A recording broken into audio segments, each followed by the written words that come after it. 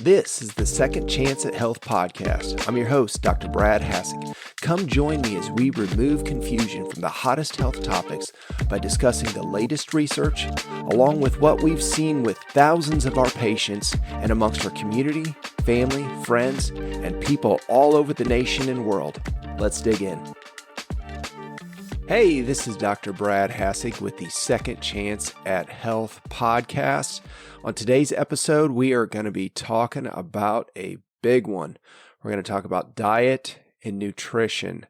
This is probably in practice after pain, the second most common thing that I discuss with patients, that patients have questions about, that friends have questions about. I get together with friends and family. People want to pick my brain about things that I've learned, research that I've read, things that I've applied for myself and with patients. So we're going to go over a lot of those different thoughts today. 1 Corinthians 6, verse 19 and 20 states, "Or do you not know that your body is a temple of the Holy Spirit within you, whom you have from God? You are not your own, for you were bought with a price. So glorify God in your body." How appropriate with Easter coming up that we're talking about with our bodies. Our body's a temple, but it's not our own. We're glorifying God with what we do, in addition to hopefully wanting to be healthy and not just survive but thrive. Nutrition for healthy living is what I'm going to talk about with this. Diet. People go on diets. Instead of thinking of it as a set point, let's think of it more as kind of a journey, having a diet, having guidelines. I'm not going to say you have to do any certain ones, although at the end, I will share the diet that I've been following with great success, has helped a lot with inflammation, digestive issues. Yes, you do lose weight, fat loss, energy, all of that. It's allergies. It's been terrific. So I'll share that at the end. So hang in for that. The problems with our modern diet, many things that we've heard before, but the modern diet is inflammatory by nature. Eating so much processed food and sugar. It leads to things like food sensitivities. The other thing is we're starting to see a lot more metabolic disease. You're seeing insulin resistance, blood sugar issues. You see things, digestive disorders, thyroid problems, hormone imbalances, weight challenges, sleeping difficulty, stress, anxiety. And like I said, weight is going to be a big one. You also see different types of diseases. Type 2 diabetes is growing astronomically and sad, and it's controllable in most cases. Heart disease, cognitive issues, things like dementia and Alzheimer's are just, it's sad. It's ravaging our society. Then you see the different types of cancers. Our diet is feeding a lot of these things and a lot of times triggering things that are laying dormant in our system. What we're putting into our bodies it's almost like turning on a switch for things. So we want to turn those switches off and even help fight those things. So the solutions to this is going to be the reverse of a lot of what I was saying is number one, eat less processed foods. If it's coming out of a bag, if it's quick, convenient, processed foods, fast foods. I've seen people in different types of diets even where it's lower calorie, but it's processed food. And I'm sorry, that's not healthy. It's just not. If it's something you do for a temporary period of time, to limit calories because you've got calorie issues, but if you're eating processed foods, it's not healthy. And so we need to look at those things and look at healthier alternatives. Number one thing that I tell patients then, in addition to either reducing or trying to eliminate, I'm not saying you can't, have some Doritos here or there, but boy, processed food, inflammation from the fats in there, food coloring, there's a whole host of problems with it. Just reduce, have that be more of a treat type of thing. So eat less processed foods, decrease sugar. If I can give you advice on things, decrease sugar, wheat, gluten, and dairy. Everyone. Those are going to be the number one top inflammatory things, the things that are going to irritate people, digestive problems, sinus issues, allergies, food allergies, all of those. So decrease those before we even get into specific types of diets to follow. If you can at least decrease those things, and maybe it's just start off, hey, I'm just going to have that one meal a day that I'll have processed food, or one meal, if you're having 3 meals a day doing that or more, maybe, just start to have one less meal a day. And then maybe you just have that one meal a day. And then pretty soon, hopefully you're just having that maybe once a week, something that you're having those types of foods. Once again, think of it more as a treat. There's nothing wrong with, that sitting down having birthday cake with your family. But if you're eating that type of thing all the time, that's going to lead to those chronic types of metabolic diseases, inflammation in your body, and your body is going to express that with different types of disease. It just is. So some of the different types of diets that I've seen that I'm a fan of, I don't ever tell patients there's one diet that you have to get on. The best diet for any particular person is something that you'll follow. You don't have to be perfect. Get this in. I know a lot of people say that they like some of my different phrases. Here's your takeaway. Be consistent. You don't have to be perfect with any particular diet. Just be consistent. Do it as well as you can. Once again, gets back to do it 90% of the time. Follow 90% of the diet, and you'll get 90% great results with that. That's pretty darn good. Paleo is a diet. I think that's a pretty solid diet when you're looking at trying to decrease inflammation. There's going to be pros and cons to all these things. So I know, please feel free in the comments. Leave me comments. Let me know what diets you're using, what you found, what's worked, what hasn't worked. I've tried a lot of different things over the years to see. Paleo is a pretty good one. It's probably allows maybe a little bit more sugar than what I personally prefer. But that's a good place to start. Mediterranean is another good diet. Keto is a good diet. Now, the only thing with keto that I've seen over the years, it used to be, in Atkins, when we go back a little bit further, a lot of this stuff isn't new. It's been recycled over the years. The thing now is so many, when you start to see your big companies producing, and it's readily available, and it's processed, some of these different keto items, and I've fallen prey to this type of thing, throwing in a bunch of sugar alcohols, throwing in a lot of, if you see long ingredient lists, and they're trying to avoid that. That's the only danger I say with keto right now is that it's so easy to follow things that you can say, technically this was keto because the label says keto, that you can say, hey, I'm doing this. It got to the point for me when I was adding a lot of those different things that I just didn't feel good. I know I had Lori, my wife, people were asking, is Brad okay? Is Dr. Brad okay? Is he sick? I mean, I think people thought, do I have cancer? Do I have something? It's just, you can tell people sometimes that are on keto where they don't look as healthy. They look thin, but they don't look as healthy. So that's just something to consider. I don't want to beat that up because I think for some people, especially people with different insulin issues, there's some really good research with a ketogenic diet and different cancers with different cognitive issues. So there's some time and place for that for sure, but you definitely got to be a lot more strict, and you can't bring in a lot of the processed products that you see in the grocery store to follow that one. Enough on keto. Blood type diet, that's another one. That's interesting. I don't know. There's not a ton of research to support that. I know I'm a type O. Meat and potatoes, that's one for me. I like that. My body tends to do pretty well on that. That's something that I've followed, and I tend to feel pretty well on that. So that's something else. Pick something and stick with it to get back to the consistency. If you're going to go higher fat, then you're going to need to be lower carbohydrates. If you're going to have more carbohydrates, you're going to need to be lower fat. Just don't get to the point where you're combining all of those things together, because that's your fats and your carbohydrates. You've got to be really careful. Those two things, they're almost kind of competing with each other. Kind of pick one way that you're going to go, see how your body feels, and maybe something that you kind of occasionally switch back and forth, so you're having a little bit of variety with things. Intermittent fasting. That's another. It's not a particular diet. There's a lot of great benefits and a lot of really good research on intermittent fasting and the benefits to that.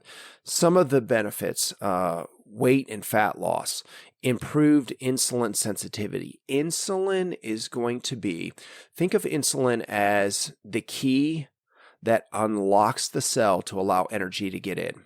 It allows blood sugar. It's going to allow the nutrients and the energy to get into the cell, and insulin allows that to happen. So we've got to have insulin functioning properly. A lot of times in chronic types of metabolic disease, you're going to see insulin be low. We see that in our functional medicine patients. Very common that we're going to see, especially with non-fasting, insulin levels are going to tend to be low in chronic types of disease states. So those people, they're going to be fatigued, they're going to be exhausted, because they're not getting the nutrients from the food. Not only are they not digesting it, but it's not getting absorbed into the cells the way that it should be. So intermittent fasting will help with that, will help with the insulin sensitivity. Cellular repair in autophagy. Autophagy is the bad parts of the cell are being removed. It's helping kind of take out the old stuff. It's helping get rid of that so that your body's constantly renewing itself and improving. And that's gonna rapidly help with that process. Intermittent fasting helps with heart health, decreases blood pressure, decreases cholesterol levels, triglycerides. It improves brain cognitive function. Which is great when we're seeing all the cognitive issues with things like dementia and Alzheimer's. It's going to increase your lifespan and decrease age-related disease, and we all can see this. You want to, when you kind of look at a time continuum, the goal would rather be, instead of dying from disease, you'd rather die from depletion. Your body, you've lived a great life, and your body's just done. That's all it has. That's physically the limitations of matter. That's what it can do. That's the goal, and not to suffer at the end and have other loved ones watch you suffer because of disease process of stuff that you could have prevented. Not, obviously not everything is, but man, let's do everything we can for ourselves, and for our family, our next generation with that. And also potential intermittent fasting, cancer benefits. Once again, if you're getting with that autophagy, you're getting rid of some of those malfunctioning cells in your body. Those are going to be the things, the cancer cells, the things that aren't functioning properly. That's going to be some of the stuff that's going to trigger and lead to certain types of cancer. So if we can replace those things with healthier cells, hopefully we can decrease some of the incidence of cancer. So those are some of the benefits. I'm also a big fan of just fasting in general. Something you do need to talk to your doctor about. There's different types of juice fast, and even, I love even a good water fast. With that, kind of work your way up. A 3-day, I've done that numerous times, where, I'm drinking water, might be for a day, 2 days, 3 days. I think I've done it up to 4 or 5 days before. So that's something, if you're looking to get that route, get some more information. I'll do another episode on fasting, so that we can go over some of the different rules, but still always consult your physician. Make sure that it's something healthy for you, along with all of these diets. If you've got any questions, I'm giving you as much information, to kind of guide you on things, but still make sure that it's the right choice for you. Speak with your doctor about that. On that note, that's, I see a lot. I've got friends, family all over the country, and I love nutrition. I've been passionate about nutrition for years. I've spoken about that on prior podcasts. Started with, working out, when I was young, and I enjoyed it. I enjoyed the way that it made me feel, and studying and learning, it's so much easier now. There's so much better information, better products. You just have to look. You do have to, pay a little more for some stuff. You're trying to get, with proteins and things, grass-fed, cattle and things like whey proteins, things like that. Back in the day, I remember some of our weight gainers. It was little more than a cake mix with some protein added in it. It was quite frankly, it was terrible.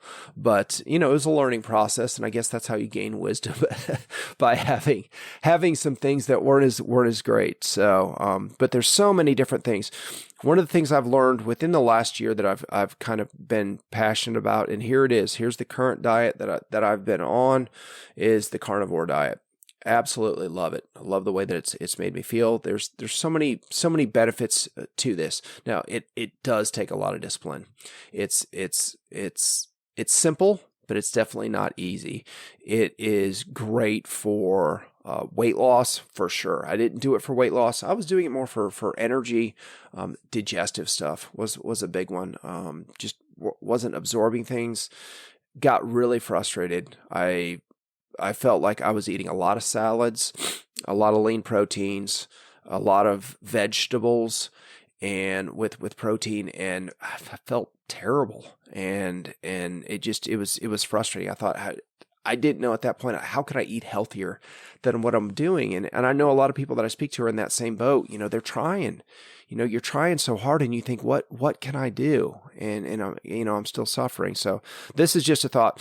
Carnivore decreases inflammation. There's less food allergens because of not having plant sources in.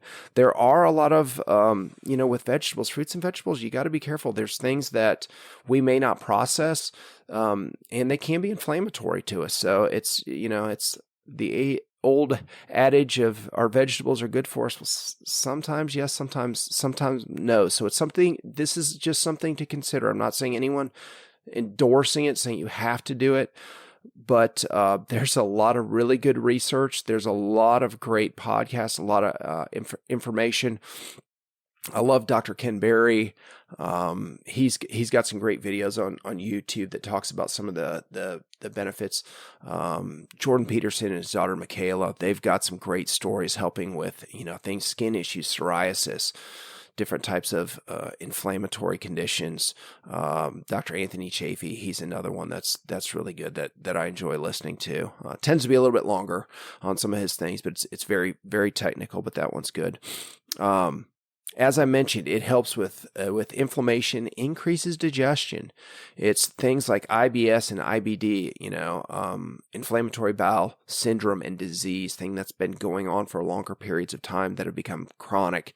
You're going to have leaky gut, or you're going to have permeability of the intestines, things that are passing through that should not be, and it's basically creates almost an autoimmune disease type of process in your body.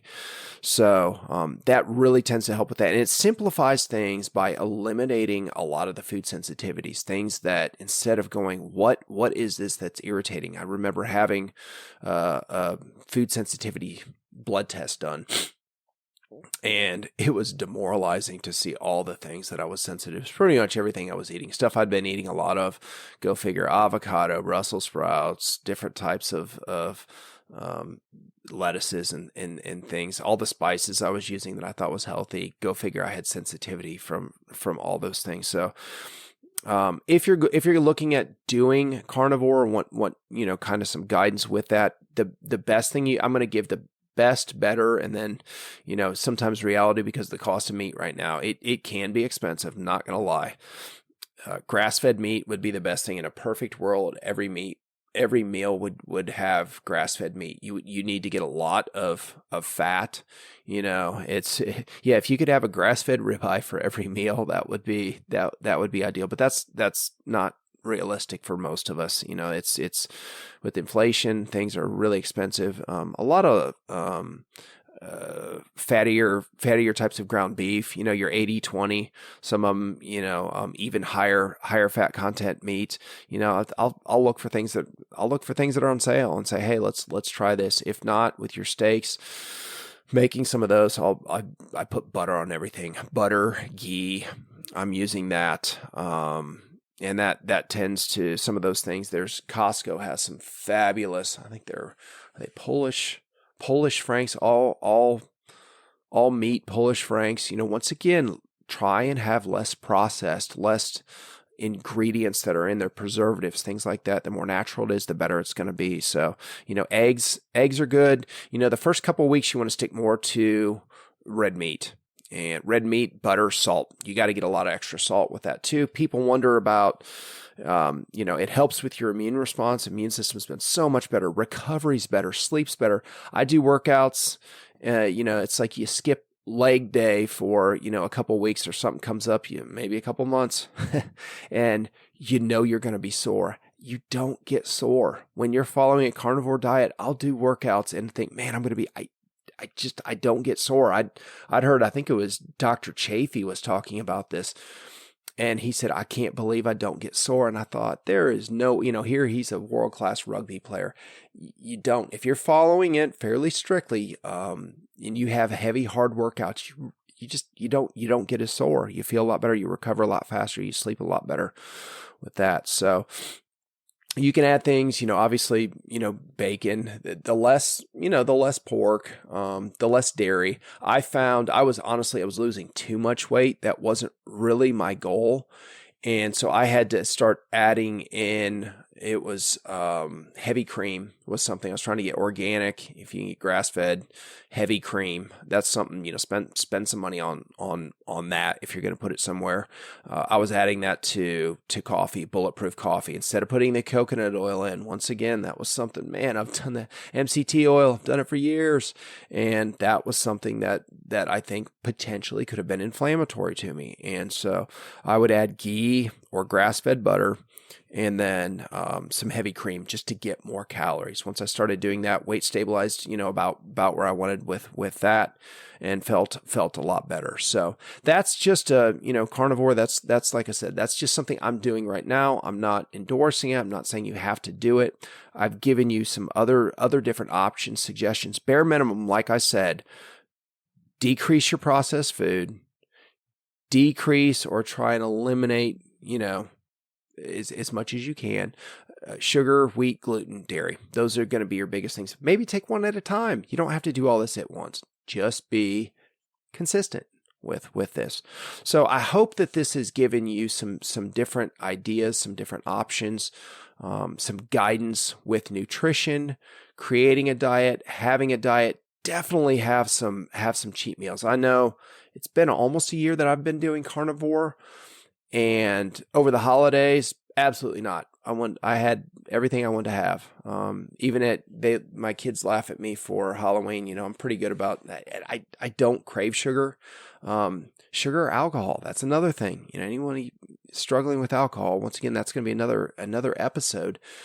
Definitely cravings for that go way down. It's just not there. Your body's, because your blood sugar is a lot more stable, so you're not going to be craving certain things. So, but at Halloween, there's definitely here's a list of the mini candy bars I want. I'm going to have all of them that day, and then I'm done.